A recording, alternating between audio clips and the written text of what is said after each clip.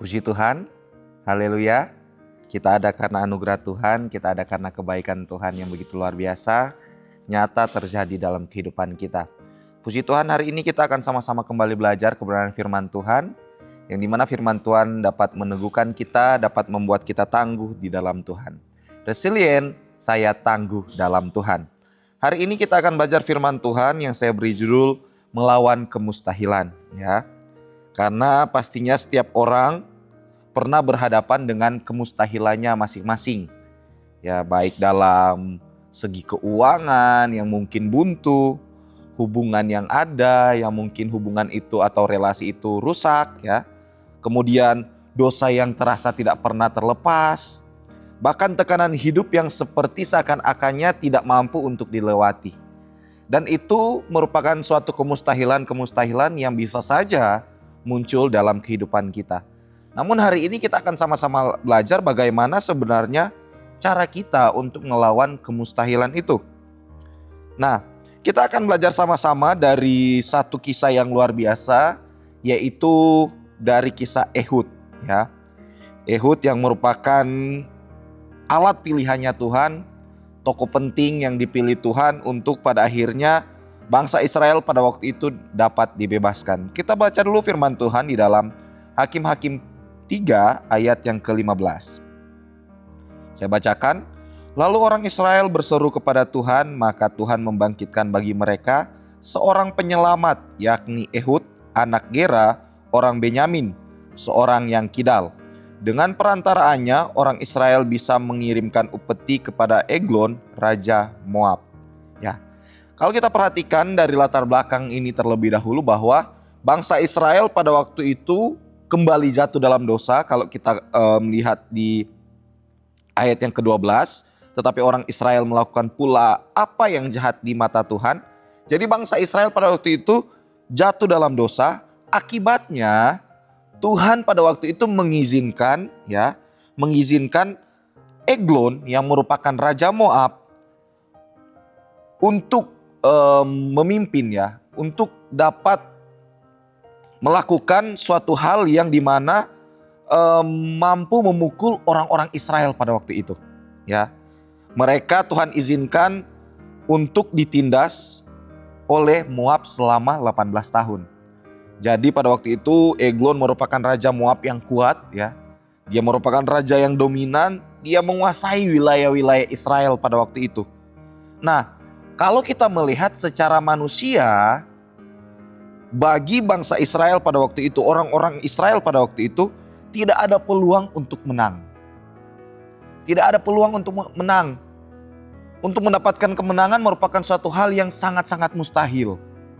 Namun kita lihat di kondisi itu Tuhan membangkitkan Ehud. Tuhan memilih Ehud, ya. Tuhan menjadikan Ehud sebagai alatnya Tuhan, yang dimana pada akhirnya mereka mengalami kemenangan demi kemenangan di dalam Tuhan. Nah, ini prinsip penting yang harus kita lihat bahwa Tuhan dapat bekerja dalam keadaan apapun. Tuhan dapat bekerja dalam kemustahilan diri kita, ya. Bahkan saat keadaan paling mustahil sekalipun dalam diri kita, Tuhan dapat bekerja. Nah, inilah yang akan kita lihat bagaimana cara kita melawan kemustahilan itu. Cara kita sebagai anaknya Tuhan, ya, prajurit-prajuritnya Tuhan melawan kemustahilan dalam kehidupan kita. Caranya yaitu apa? Dengan iman. Dengan iman. Yang pertama, iman ini, iman yang berani bertindak membuka jalan di tengah kemustahilan, ya. Kalau kita baca dari ayat 15 sampai 21, di sana menggambarkan bagaimana keberanian Ehud itu sendiri. Pada waktu itu ketika Ehud dipilih oleh Tuhan, dibangkitkan oleh Tuhan, ya, untuk menjadi alat pilihannya Tuhan, Ehud tidak menunggu mujizat itu turun dari langit, ya. Wah, dia tidak menunggu sampai kapan mujizat itu pada akhirnya akan terjadi. Dia tidak menunggu. Namun kalau kita perhatikan, dia mengambil langkah untuk bertindak, ya. Dia mengambil langkah untuk bertindak. Kalau kita lihat sama-sama di ayat yang ke-16, dan Ehud membuat pedang yang bermata dua yang panjangnya hampir sehasta Di sandang nyala itu dibawa pakaiannya, pada pangkal paha kanannya. Hal yang pertama yang dia lakukan yaitu dia membuat pedang. Ya. Dia tidak menunggu mujizat itu terjadi. Waduh, menunggu saja. Memang dia memiliki iman. Namun imannya itu dia bukan hanya iman yang menunggu, tetapi iman yang berani bertindak membuka jalan di tengah kemustahilan. Ya. Dia mengambil langkah untuk bertindak, membuat pedang, kemudian dia menyusun strategi, dan pada akhirnya dia masuk ke wilayah musuh. Ehud sadar betul bahwa resiko yang dia hadapi ketika melakukan hal tersebut, yaitu resiko yang sangat besar. Yaitu apa? Bisa saja kematian. Tapi dia tetap melangkah. Karena kenapa? Karena dia memiliki iman yang tangguh di dalam Tuhan. Namun bukan hanya sampai di situ, tetapi dia berani bertindak di dalamnya. Iman bukan pasif, melainkan iman harus aktif. Iman adalah keberanian untuk bertindak berdasarkan kepercayaan kepada Tuhan. Berdasarkan kepercayaan kepada Tuhan. Karena di dalam kitab Efesus 6 di sana dikatakan bahwa kita itu harus memiliki perisai iman untuk menangkis panah-panah api dari si jahat. Ini berbicara bagaimana kita sebagai anak-anak Tuhan harus memiliki iman kepercayaan penuh kepada Tuhan, yang dimana di dalamnya harus ada tindakan berdasarkan kepercayaan kepada Tuhan. Yakobus 2 ayat 17. Demikian juga halnya dengan iman. Jika iman itu tidak disertai perbuatan, maka iman itu pada hakikatnya adalah mati. Jadi begitu penting iman yang berani ini bertindak membuka jalan di tengah kemustahilan. Harus bertindak, harus berani buka jalan. Ya. Jika hanya percaya tanpa bertindak, tidak terjadi perubahan apapun tidak terjadi. Namun sebaliknya jika kita bertindak dengan iman, Tuhan membuka jalan.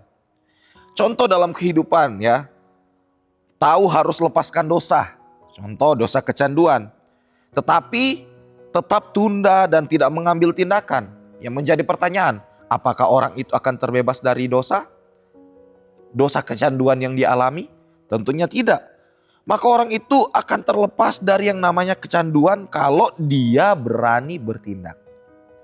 Namun kalau dia tidak bertindak, selamanya dia akan terjebak dari yang namanya kecanduan itu tersebut.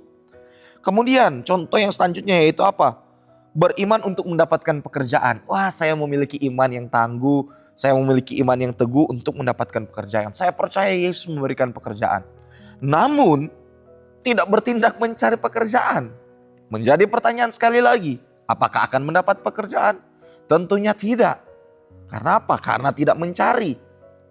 Namun berbanding terbalik ketika kita memiliki iman kepada Tuhan bahwa Tuhan akan memberikan kita pekerjaan, kemudian kita berusaha untuk mencarinya, saya percaya Tuhan akan membukakan jalan di dalamnya. Amin. Sehingga milikilah iman dan juga tindakan di dalamnya. Ya. Karena ketika ada manfaat yang luar biasa ketika kita beriman dan bertindak. Yaitu apa?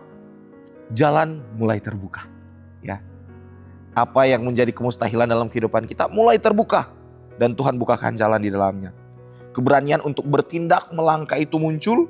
Kemudian Tuhan bekerja melalui langkah demi langkah kita. Jadi harus ada langkah dulu dalam iman percaya kita kepada Tuhan. Sehingga aplikasinya dalam kehidupan kita, hal yang dapat kita pegang, langkah konkret yang bisa kita ambil yaitu berdoa dan berusaha. Miliki iman dan tindakan. Berdoa dan berusaha. Jangan tunggu siap baru mulai. Melainkan ketika kita memiliki iman yang tangguh di dalam Tuhan, ketika Tuhan sudah suruh kita jalan ya. Lawan rasa takut dengan tindakan iman. Karena langkah kecil dalam iman lebih kuat daripada rencana besar tanpa tindakan, ya. Kemudian yang kedua, iman yang taat pada waktu Tuhan menghasilkan kemenangan besar, ya. Setelah Eglon mati, raja Moab pada waktu itu, Ehud tidak berhenti, melainkan dia langsung keluar, dia mencari orang Israel, dia mengumpulkan orang Israel, kemudian dia memimpin orang Israel untuk berperang melawan orang-orang Moab pada waktu itu. Dia tidak melewatkan momentum sekecil apapun itu. Ya. Ini berbicara bagaimana iman yang taat pada waktu Tuhan menghasilkan kemenangan besar. Kenapa demikian? Karena iman bukan hanya berani, tapi juga peka terhadap waktu Tuhan. Harus peka terhadap waktu Tuhan. Tahu kapan harus bergerak, tahu kapan harus berhenti, ya. Tahu kapan harus bertindak sesuai dengan waktunya Tuhan. Nah, iman itu, iman yang taat pada waktu Tuhan itu, ketika iman kita taat terhadap waktu-waktunya Tuhan, itu menghasilkan kemenangan besar. Cara agar kita tahu waktunya Tuhan tentunya harus ada kepekaan rohani di dalamnya. Ya. Di dalam Pengkhotbah 3 ayat 1 dalam terjemahan sederhana Indonesia saya bacakan. Segala hal di dunia ini berlangsung dalam waktu yang sudah ditentukan. Jadi segala sesuatu sudah ditentukan. Dan untuk setiap hal ada saat yang tepat. Ini berbicara bagaimana semua sudah ditentukan oleh Tuhan. Tinggal bagaimana kita peka akan waktunya Tuhan. Sehingga setiap hal ada saat yang tepat. Ya. Tanpa adanya kepekaan terhadap waktunya Tuhan, kita kehilangan kesempatan. Ya. Hidup berputar di masalah yang sama, kemudian tidak mengalami terobosan. Sebaliknya, jika peka akan waktunya Tuhan, manfaatnya luar biasa. Ya. Kenapa demikian? Masalah bisa diatasi. Kemudian kemenangan yang nyata dapat dialami. Sehingga dari hal ini begitu penting kita memiliki iman yang taat pada waktunya Tuhan. Dengan cara apa? Kita peka dengan waktunya Tuhan. Karena waktu Tuhan itu dia membawa kemenangan demi kemenangan dalam kehidupan kita. Karena ketika kita tidak peka, kesempatan bisa saja hilang. Namun ketika kita peka pada waktunya Tuhan, kemenangan besar terjadi. Sehingga langkah konkretnya apa? Belajar peka terhadap suaranya Tuhan. Jangan tunda saat Tuhan menyuruh untuk kita bergerak. Ya. Taat segera, bukan nanti. Sehingga di dalam Efesus 6 ayat 16, kita lihat dalam segala keadaan pergunakanlah perisai iman, sebab dengan perisai itu kamu akan dapat memadamkan semua panah api dari si jahat. Kemustahilan itu seperti panah api. Ketakutan, keraguan, pikiran negatif, tekanan akan keadaan-keadaan tertentu. Namun kita mau belajar menggunakan perisai iman. Yaitu sama seperti Ehud. Kita belajar dari Ehud. Tidak tunduk pada rasa takut. Tidak dikuasai logika manusia.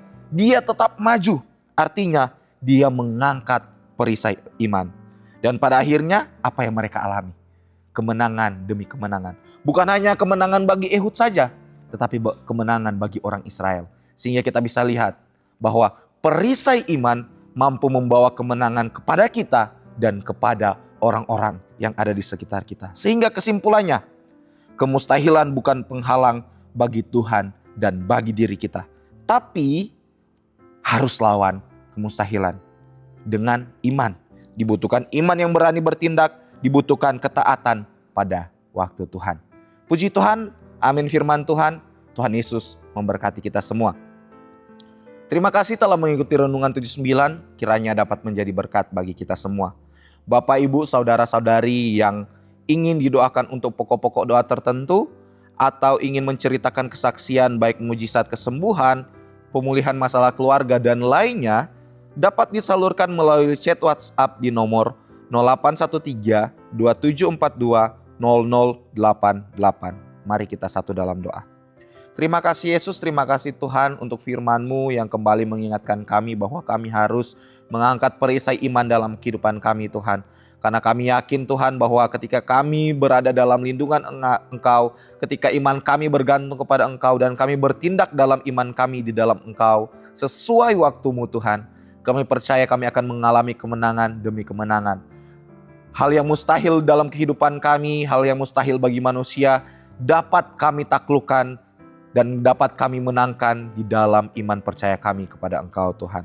Terima kasih Yesus, terima kasih Tuhan. Ya Tuhan, tolonglah kami keluarga GPD El Shaddai Magelang menuruti segala perintah-Mu. Kami diam di dalam-Mu, ya Allah, dan Engkau ya Allah di dalam kami. Dan demikian kami mengetahui bahwa Engkau ya Allah ada di dalam kami, yaitu roh yang telah Engkau karuniakan kepada kami semua Tuhan. Ini yang menjadi doa dan permohonan kami dalam nama Tuhan Yesus Kristus. Haleluya. Amin.